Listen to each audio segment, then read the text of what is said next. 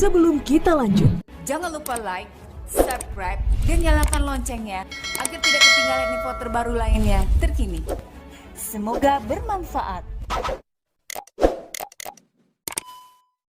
Assalamualaikum warahmatullahi wabarakatuh.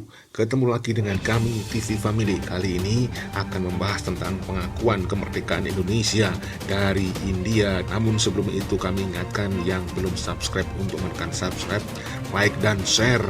Kemudian tekan tanda lonceng agar tidak ketinggalan konten yang bermanfaat yang terbaru dari kami. Saudaraku, para pemirsa, anak-anakku semuanya, dalam konvensi Montevideo tahun 1933 tertuang persyaratan konstitutif berdirinya sebuah negara. Syarat yang harus dipenuhi adanya penduduk yang tetap, wilayah tertentu, pemerintah atau penguasa yang berdaulat. Namun, untuk menjadi suatu bangsa yang berdaulat dalam prakteknya memerlukan pengakuan negara lain. Unsur di atas merupakan persyaratan secara hukum internasional terbentuknya suatu negara, maka pengakuan negara lain untuk berdirinya suatu negara merupakan unsur politik, unsur deklaratif. Dalam kenyataannya, proklamasi kemerdekaan Republik Indonesia mendapat respon dari berbagai negara, misalnya Mesir, India, dan Australia. Fakta ini membuktikan bahwa berdirinya negara Indonesia telah memenuhi unsur deklaratif. Pada periode 1945 sampai 1949, bangsa Indonesia berjuang mempertahankan kemerdekaannya dari usaha Belanda yang ingin berkuasa kembali di Indonesia. Perjuangan Indonesia dalam upaya mendapatkan pengakuan internasional tidaklah mudah. Belanda dan sekutunya lama sekali tidak bersedia mengakui kemerdekaan Indonesia sebagai negara merdeka yang berdaulat. Oleh karena itu, perjuangan Indonesia di bidang luar negeri atau diplomasi luar negeri terutama ditujukan pada usaha memperoleh dukungan dan simpati dari masyarakat internasional. Salah satu negara yang menjadi penghantar pengakuan internasional tersebut adalah India.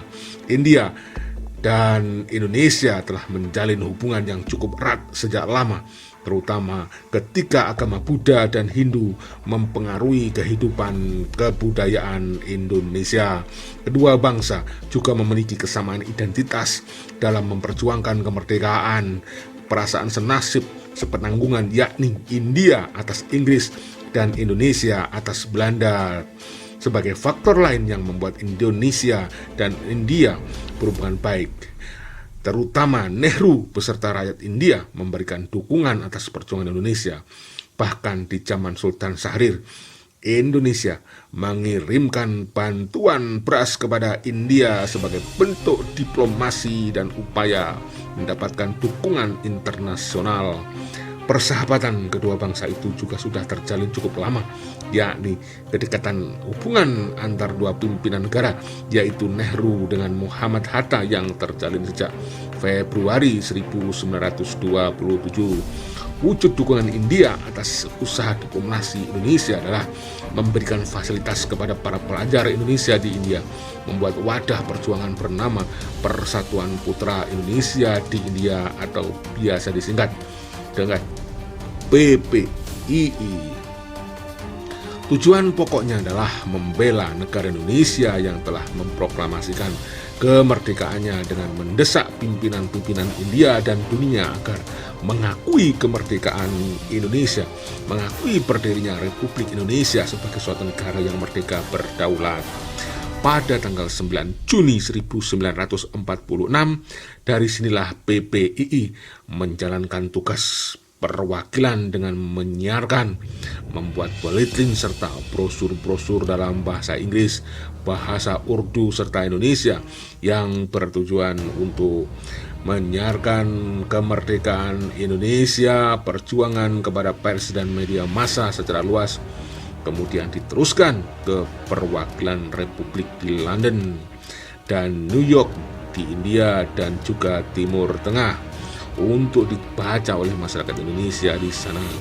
Dukungan India juga diwujudkan dengan menyelenggarakan konferensi Asia untuk Indonesia, Asia Konferensi on Indonesia, di New Delhi yang berlangsung pada 20 sampai 25 Januari 1949.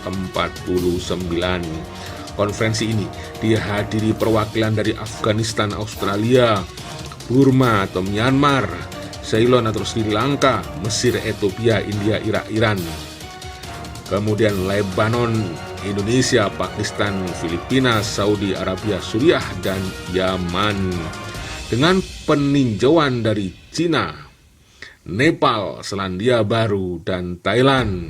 Kemudian Turki menolak hadir. Pada hari kedua konferensi tersebut menghasilkan sebuah resolusi, yaitu Resolusi New Delhi untuk Dewan Keamanan Perserikatan Bangsa-Bangsa. Resolusi yang dihasilkan mengenai masalah Indonesia adalah sebagai berikut. Pertama, pengembalian pemerintah Republik Indonesia ke Yogyakarta.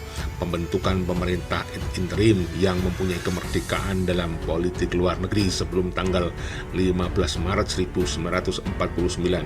Penarikan tentara Belanda dari seluruh Indonesia dan penyerahan kedaulatan kepada pemerintah Indonesia Serikat paling lambat 1 Januari 1950. Resolusi ini semakin memperkuat kerjasama antar negara Asia. Salah satu bukti nyata dari resolusi tersebut langsung diikuti oleh India, Pakistan, Sri Lanka, Mesir, Arab Saudi yang menutup lapangan udaranya untuk KLM maskapai penerbangan Belanda.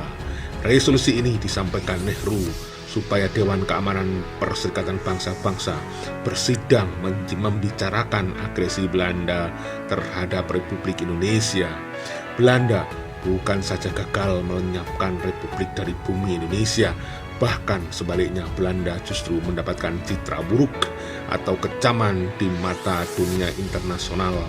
Semua tuntutan konferensi New Delhi itu akhirnya termuat dalam resolusi Dewan Keamanan Perserikatan Bangsa-Bangsa pada tanggal 28 Januari 1949 yang isinya adalah pertama, penghentian operasi militer dan gerilya, 2, pembebasan tahanan politik Indonesia oleh Belanda, 3, pemerintah RI kembali ke Yogyakarta, dan 4, akan diadakan perundingan secepatnya.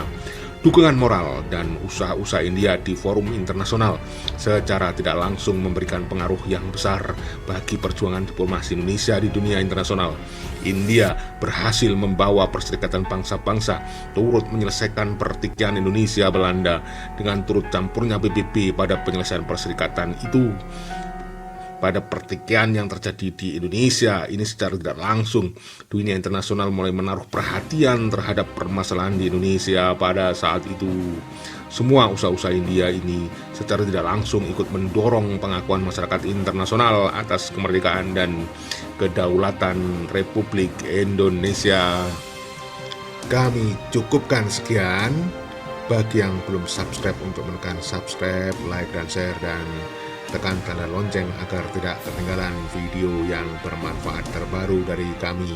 Video berikutnya kami akan membahas tentang pengakuan kemerdekaan Republik Indonesia dari Australia. Wassalamualaikum warahmatullahi wabarakatuh. Merdeka!